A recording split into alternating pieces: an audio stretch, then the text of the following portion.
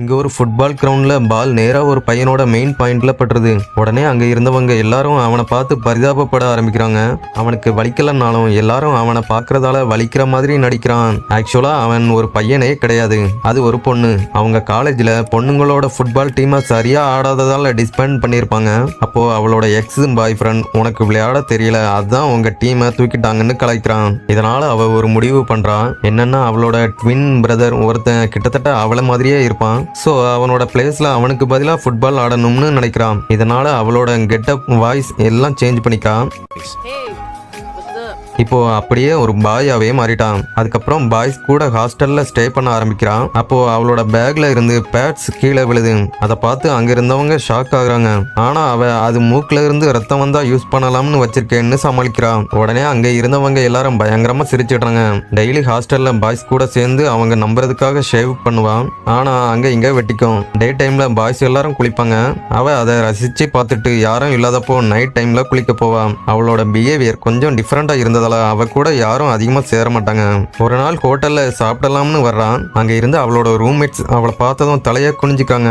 அப்போ அங்க ஒரு மாடர்ன் பொண்ணு வர்றான். அவளை பார்த்ததும் இந்த பையன் ரொம்ப ஹேண்ட்ஸமா இருக்கான்னு பக்கத்துல வந்து கட்டி பிடிக்கிறான். அதை பார்த்து எல்லாரும் பயங்கர ஷாக் ஆகுறாங்க. போகும்போது அந்த மாடர்ன் பொண்ணு அவளை கிஸ் பண்ண ட்ரை பண்றான். ஆனா அவ அதை ரிஜெக்ட் பண்ணிடுறான். அவளோட ரூம்மேட்ஸ் வாயை பொளந்து பார்த்துட்டு இருக்காங்க. கொஞ்ச நேரத்திலேயே அந்த வழியா வந்த இன்னொரு பொண்ணு இவளோட அழகுல மயங்கி அவளை கட்டி பிடிக்கிறான். ஆனா அவ அதையும் ரிஜெக்ட் பண்ணதால அங்க இருந்து அவளோட ரூம்மேட் கிடைக்கிற சான்ஸை இப்படி வேஸ்ட் பண்ணிக்கிறானேன்னு ஷாக் ஆகி நிற்கிறாங்க. அடுத்த நாளும் அதே மாதிரி இன்னொரு பொண்ணு வர்றான். ஆனா அது அவ ட்வின் பிரதரோட எக்ஸ் கேர்ள் ஃப்ரெண்ட். இவகிட்ட மாட்டினா எப்படியும் நம்மள அடையாளம் கண்டுபிடிச்சுவான்னு ஃபேஸ பீஸா பாக்ஸால மூடிட்டு அங்க இருந்து எஸ்கேப் ஆயிடுறான். இதனால அவன் பயங்கர கோபமாகி அவன் கூட பிரேக்கப்னு அங்கிருந்து வேகமா போயிடுறான். இதெல்லாம் பார்த்து அவளோட ரூம்மேட்ஸ் இவன் பெரிய மாஸ்டர் பீஸ் தான் நினைக்கிறாங்க. அடுத்த நாள் அவளோட ரூம்மேட்ஸ்ல ஒருத்தன் ஒன் சைடா அவன் லவ் பண்ற பொண்ணு எனக்கு எப்படியாவது உஷார் பண்ணி கொடுன்னு கெஞ்சுறான்.